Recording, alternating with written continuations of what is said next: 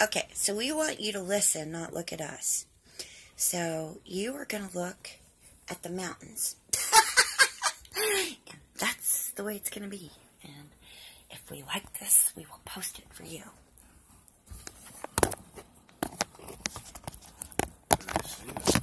I can see. Oop, did I just cut it off? No, it's still going. I'm just going to put it that way. There, look at the mountains. It's out there. They don't need to look at us. We're in our PJs and whatever. Okay. So we were talking about it. The need to live your life quest is imperative. And this is lesson 5.3, folks. So just to clarify. Euphoric life only comes when we do things that are true to our archetype. Put together all the moments of clarity in your life, and you will get a clear picture of your archetype. And you generally don't hear about this. This is one of the most important things about the occult. The most occulted thing in our universe is every individual's archetype. They're not aware that they're being influenced by that. They don't know what it is. They might have read about it through Jung. They might have heard about it, but they don't understand what we're talking about. So what I'm going to do is read a little bit from my Book of Shadows, how I did this when, with my mentor, Mythonon, Grey Gate, we went over this. Okay, because I don't expect other people to do anything that I haven't done, personally. Otherwise, I feel that path has no integrity. The only person who can guide you up the mountain is one who's been up the mountain, who knows where all the dangers are, where all the obstacles are, and can point out, hey, don't go over there. There's hibernating bears over there. If you go over there, and you veer off the path and you go over there, that's on you. If you get eaten by a bear, it's not my responsibility. I would like us to continue going up the path. This is the path I took.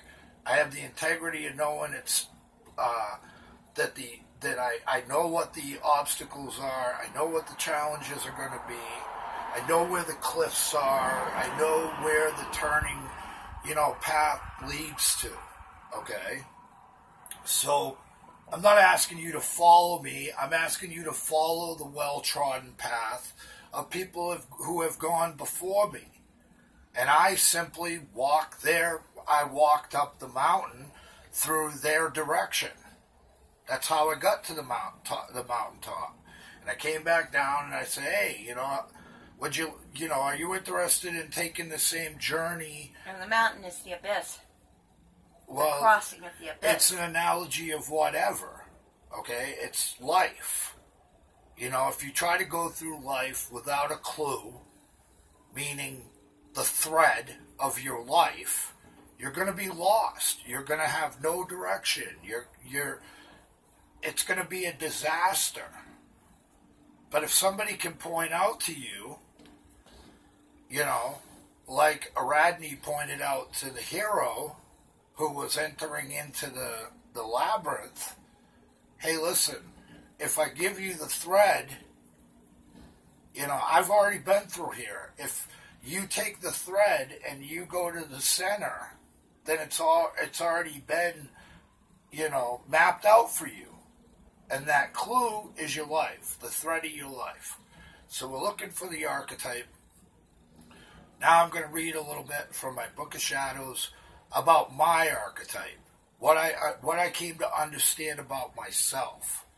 Okay? And this can be individuated to each and every one of us when we are able to acknowledge the archetype within ourselves.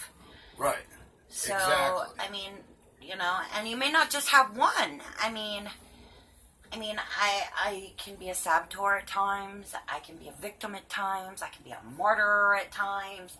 I can be the hero. I can be the lost child. I can be the whore. I have multiple archetypes that take over at different times. Right. And we all do. Right. We all have various archetypes and patterns that influence us, and we're not even aware of that. And some of them are more dominant than others. Right. I mean, God, I had to get out of that victim. Right. But the victim archetype is very important. Well, yeah, but I used it for lack of being able to stand on my own 2 feet, because I was allowing other people to take care of me versus taking care of myself, and feeling that I wasn't capable to do for myself. But the cost was higher than what I'd ever imagined. Okay, so now I'm going to share with you, again, I'm going to share with you from my Book of Shadows, my own understanding of what is being spoken about here. Okay. So this writing was called Priceless Pearls. And we've all heard the saying, you know, don't cast your pearls before swine. You know, and that means make sure who you share these things with has your best interest at heart. Some people don't. Some people just want to take what you share with them and tell other people what you said. Okay, not based on the context of what we're talking about. So keep that in mind. So the name of this writing was Priceless Pearls. So it begins. Avoid critical rigidity. What does this mean? Well, I tend to be critical. You know, my personality, when I give in to my personality, tends to be very rigid. If you don't meet my criticisms, I don't want to work with you. Okay, so this is telling me to avoid that. This is telling me to look out for that and avoid that mindset. Okay? Take life as it comes. All of it. So, a lot of people can't do this. A lot of people, they can't accept that there are things in their life that are meant to be that way. They don't see why. They don't understand why, because there's an occulted reason why. That occulted reason is generally things that happened and that is remembered, okay? We don't remember it, but it's like an impression. And we still have to play through these things, these challenges that we didn't meet before. They keep resurfacing over and over again. So, the next one is see truth in any form and at any time. That's a difficult one. Okay? Judgment only restricts you. I had to learn to suspend my judgment. I don't always see everything clear. I have to suspend that judgment. Like it says, judgment restricts me. And it does. I mean, part of my personality, which is nothing more than the archetype, is I'm a judger. You know, I am, ultimately, that's how I see my reality. I think about it and then I judge it. Okay, so I'm an intuitive, an introverted, intuitive, thinking judger. And everybody else has their own personality archetype. But mine's the same as yours. Right, so a lot of this you're going to relate to. Right. A lot of this, what I'm going to read to you, you're going to relate to. Ask questions, don't demand answers. So I find sometimes we talked about how my idea of cooperation has turned into an irrational thing. I generally expect everybody to cooperate with me. That's irrational. Not everybody is going to cooperate with me. And I need to be able to... Well, see, I feel exactly the same way. If they just do it my way, everything would be fine. Right, but it never happens that way. And so this is good for me because this is a review of my own archetype, my own paradigm. Okay? Do what matters to you, and you will have a purpose that you honor. It isn't a matter of skill level. That comes with immersion. Act as if and it becomes a part of you. Design and consistently redesign the ideal or archetypal that is you and call yourself by that name. That gives a little bit of insight into why we take magical names. Those are the things we aspire for. We aspire to understand this archetype. We do ritual so these archetypes that are closest to us will speak to us. That's, peeling off everything else. That's the bottom line. Okay? Associate with people and ideas which support your current propositions. Find opposing views and lifestyles when you feel prepared. These will then strengthen and refine your knowledge. So this is something that I used to do all the time. I would run out and try to joust with somebody who didn't have the same viewpoint as me. And I felt that I had to get them to cooperate with my viewpoint or my life was going to be terrible. And for some reason I had a desire to do this. I alienated a lot of people. I see this a lot on Facebook. I see people that go around and they troll posts just to argue their viewpoint. And what happens is the people who have an opposing viewpoint challenge their viewpoint and crumble them before they have the ability to build themselves up based on what has been realized. They're not strong enough and they end up giving up their viewpoint. And what that really is when we give up our viewpoint to another person's viewpoint, that's like brainwashing. That's a form of brainwashing. If I can get you to value what I value above your own values, that's what brainwashing is. Well, it's also a law of power. Right, but it's a misuse of power. It really is. If you want to be on the dark side, huh? Well, I don't really want to get into light and dark. To me, light and dark has to do with intent. Okay. So here's an important one. Your worldview is not you. Take your ego out of the loop. What happens when, you get a lot of people saying, I'm all ego, I have to maintain my ego.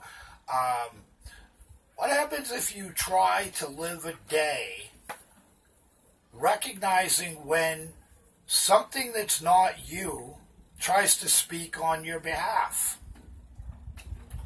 And you gain that awareness, because I gain that awareness. I can hear when the monkey starts chattering and tries to take over my life and I'm not living according to the archetype anymore.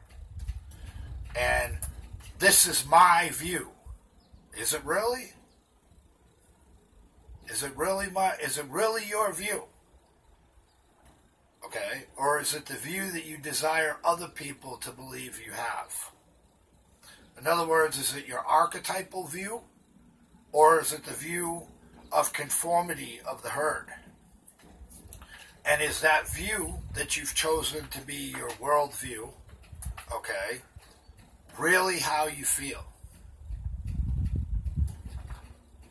Ask yourself that question.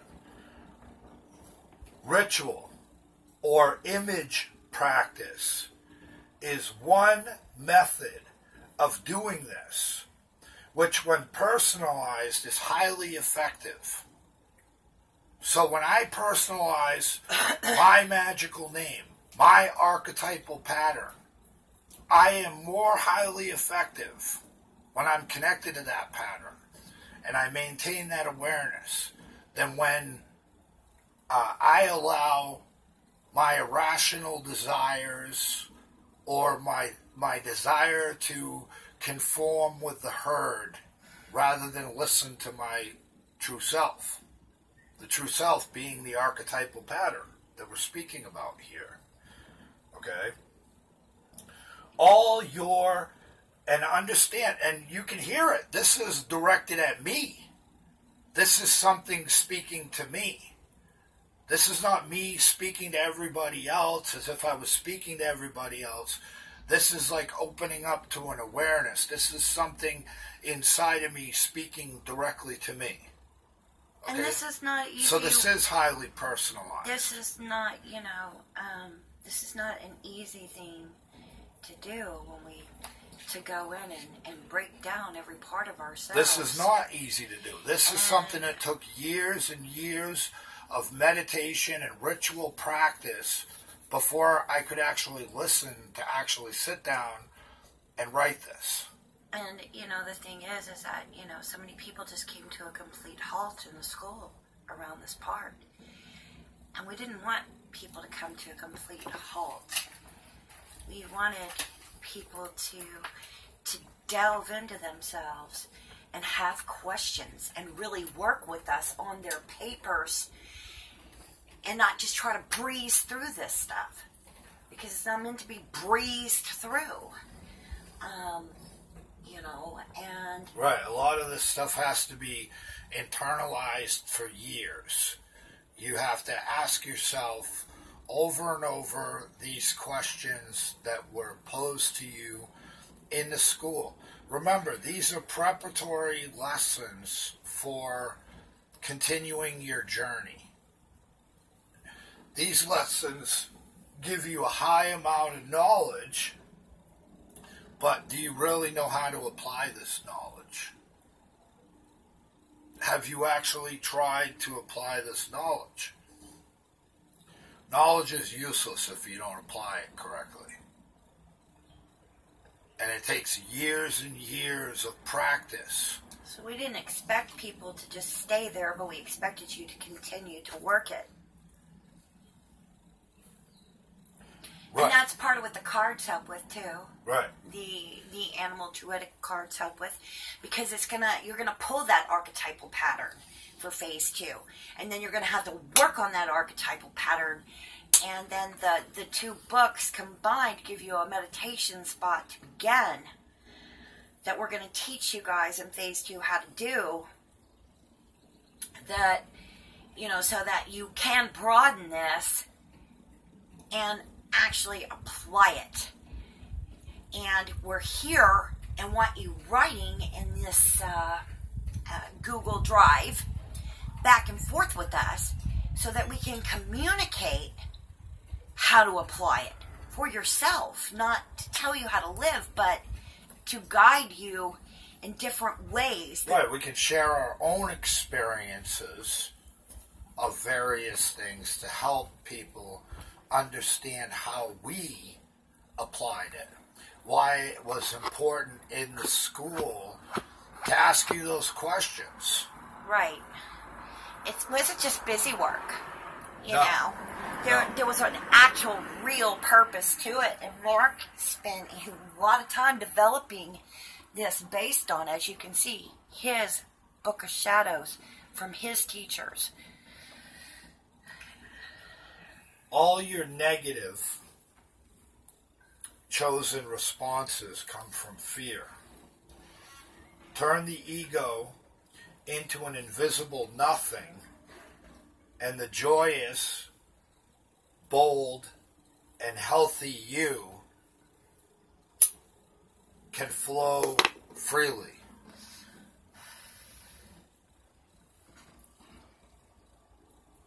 Create the character of yourself well, and your ego will vanish. simply because there's no role for it in the new model. This is getting to the paradigm shift. The ego believes in time, space, and ownership. This delusion is disempowering.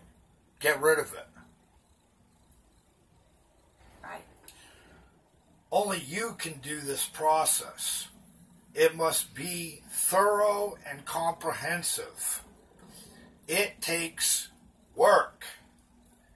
The process must follow your own unique interests and fears, dislikes. Only you know what symbology is magic for you. Follow this and your work becomes effortless work. What is this speaking of? Well, for myself, my experience was I had a great interest in the occult, but I also had a major interest in the occult of the ancient Egyptians or Chamian people. And so when people would talk to me about Celtic magic or the Celtic gods or what the Celtic people did, I kind of like shut it off. It was boring to me. Like, this is boring to me. I don't want to hear this. Well, it was watered down, and it had been, you know, it had just, the writings weren't there, and it hadn't been followed. You know, so when we start getting into Egyptian, well, a lot of that Sumerian, is because the ancient Druids, and I'm talking about the pan-Celtic ancient Druids, not simply wise people, because there are wise people all over the world. But when I speak of the, you know, Celtic Druids, I speak of the high priest class. I speak of the wise ones, the law speakers of that culture. Well, imagine this. They were wiped out. So who was leading the Celtic people? Who was teaching them what they were doing? They were living according to various customs, but they had really lost the spirit of the circle. And the circle that I'm speaking of is the circle of life. You know, we can see this in our own culture. You know, why do we do various things? Well, that's a tradition. That's something we've always done. Why? Why do we do that? At one time, there was a reason why people would do that. Okay? So, to me, it had lost the spirit of the teachers of that oral tradition. And this was a hid occulted tradition. So they had missed, or they didn't even tell you why they do various things. You still see this in witchcraft. You see this in various traditions that are kind of directionless. They don't know why they do it. Well, I do that because God told me to do that. Well, for me, that wasn't enough. I wanted to, what I had realized about the ancient Egyptian people was that they believed the gods had walked with them on the earth. This is what made them very interesting to me. Their temples, their hieroglyphics, their culture, the things that they've still maintained because they are devoted to maintaining what their gods told them to do, who walked with them on earth. Okay? Their rituals were fascinating to me. What was the Book of the Dead? Why did they have the Book of the Dead? Why was it so important for them, like the Tibetan people, to have ritual done over the deceased in order to guide them through the other world?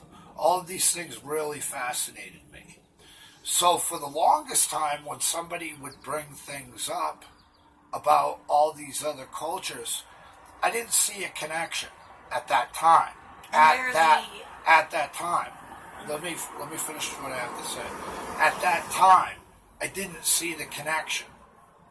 But later on, when I met Mythonon, he was an archdruid. He had created his own church based on that, and he was able to point out that the real connection was the symbolism. And again, with the symbolism, we're talking archetypal. So finally, in my path, I had somebody who would speak my language, but he would point out to me, and this was the same in this culture, and this is what they were trying to do, which is the same over here. And it was wonderful because my path became a synthesis of multiple influences. Buddhism, Taoism, Thelema, Jewish mysticism, Christian mysticism, Christianity, Satanism. I mean, you name it. It was in there. So I learned to be able to understand what other people were talking about and begin to speak their language. The symbolism. What really matters isn't really names. It's the symbolism. All those names have a connection to various archetypal symbols. And we know, and just a real quick statement, okay. We know that these pyramids can't even be built today. So we know that the gods were walking among us. It's same with Stonehenge. It's not. Who built Stonehenge? What, they rolled these rocks on trees that didn't even exist for the area? No. And they've tested cutting those stones with the most precise tools upon the earth. So we know that these ancient people had a wisdom and were not idiots, and that we are not more advanced than they were. That's all I wanted to say. Okay. So, continuing on, you know nothing about why you are. Your only clues are the things which interest you. You want to connect with this pattern, look at what interests you. Look at what repels you. Look into it. Don't just put it off and say, well, I don't really like that. Why don't you like that? I found the reason why I didn't like these other cultures is because I didn't understand that symbolism. I didn't understand it was all about symbolism. I thought it was about names. I thought it was about people, places, and things. I didn't know it was about symbolism. I didn't know that these symbolisms had a very powerful effect on the human consciousness, our mind, how our mind works. I didn't know that. I had to come to know that. Your only methods are the life instincts and the accumulated experience so far imbibed. So these life experiences give us a clue as to, if we were listening to the archetype, the true us, how we could deal with these issues. Generally, it's because we've allowed our ego to take us over. then we don't see that. We don't feel that. We don't know that. Know, being gnosis. Okay? Wisdom. Right. Your strength comes only from the clarity of intent. The And deliberateness. you can't be magically successful if you can't align that intent and even know what your intent is. So going in and just all of a sudden trying to do sorcery is not going to work if you can't align it properly. Well, I pointed out to you the other day how I was trying to show you how connecting to various archetypes, it attracts others of that archetype that may have the awareness. They hear you speaking the language of that archetype. Right. They come to say, hey, what do you need? Yeah, because I called What do you need from us? I called Marduk and got Sekhmet, Right. And one of the most powerful goddesses there is. And okay, so your strength comes only from the clarity of intent, the deliberateness of character you express. Your tradition is the human one, the wisdom of the sphere. That makes tradition very clear. A lot of people think tradition has to do with people. It has to do with lineages. It has to do with teachers. It has to do with people's places and things. This puts it into perspective. No, it doesn't. It has to do with whether or not you can express the wisdom. Whether you can illuminate people in that wisdom. I mean, we want to hear from you guys. What archetypes are you connecting to?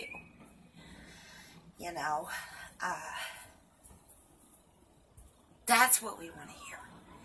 We want to hear about how those archetypes are affecting you, and what parts of them you're using in a positive or a negative way, so that we can help you get into the positive way to manifest it the way you want it to be.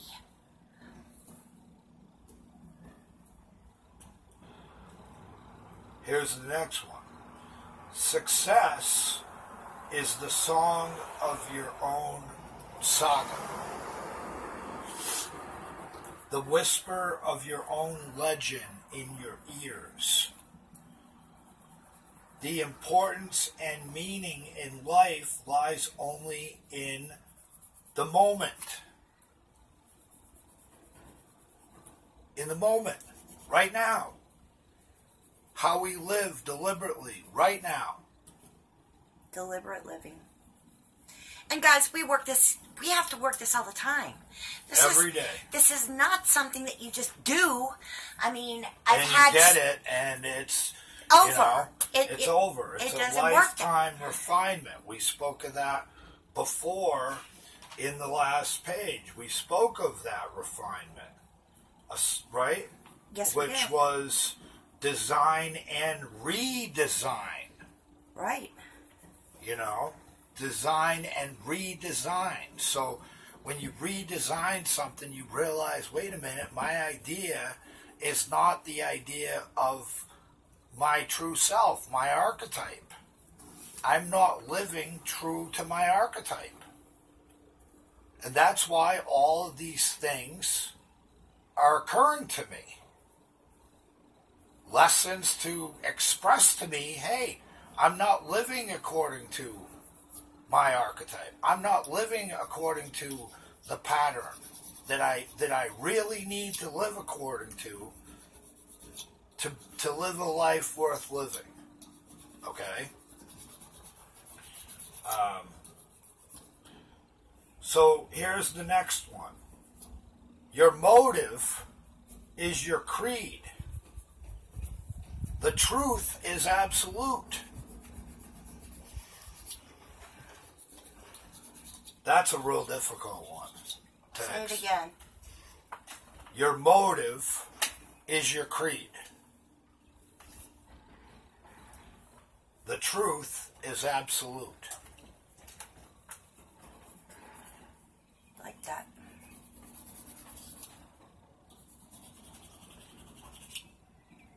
You stand alone in your knowledge of truth and in your understanding of the universe.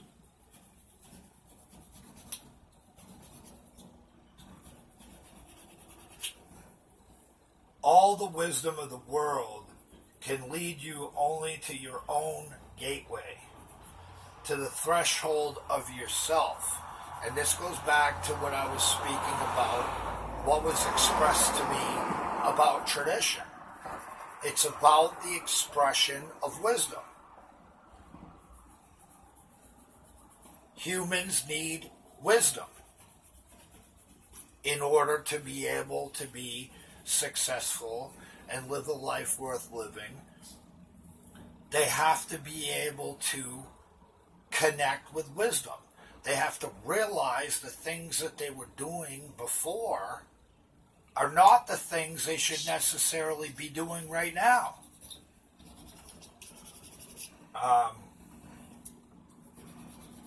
And when we realize that, that wisdom brings us to the threshold of ourself. It brings us to that truth. That truth that I'm speaking of is an archetype. Now, we don't know everything about archetypes. I don't claim to know everything about archetypes. No, anybody that claims to know everything about archetypes is lying to themselves. It's always discovery. There have been people who have realized pieces of their own archetypes, okay, and they've been very clear at trying to share that with other people. But we make the mistake of saying this is all it is. And that's not all it is. It has more to say. Okay? It has a lot more to say. But when we feel we know it, we just shut down and don't listen anymore. Another part of us takes over and decides, I don't need to know it. I don't need to know all of it or continue working with it. And then I already know what I need to know. Nihilism again. Right? Or you're back to those patterns that we spoke of. That don't work. In that lesson. Okay? You are the gate. And every mystery revealed is but the awakening of that which already lies slumbering within. So if you're looking for the answers outside of yourself, you're not going to find it. You may find a guide who has a connection to that archetypal pattern. They may be able to express to you, hey, this is what I've come to understand about this pattern. Okay? I don't claim to know everything about this pattern, but here's what I've come to understand. And because I came to understand this, I realized, A, I still need to live according to this pattern, or B, I'm going to choose to change this pattern. Okay? I'm going to choose another pattern.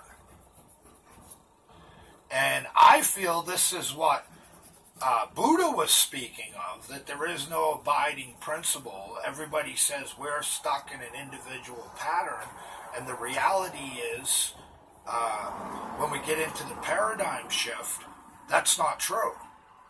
We have the ability to accept this and reject it. I reject this story. I've learned my lesson from this story, and I choose this pattern.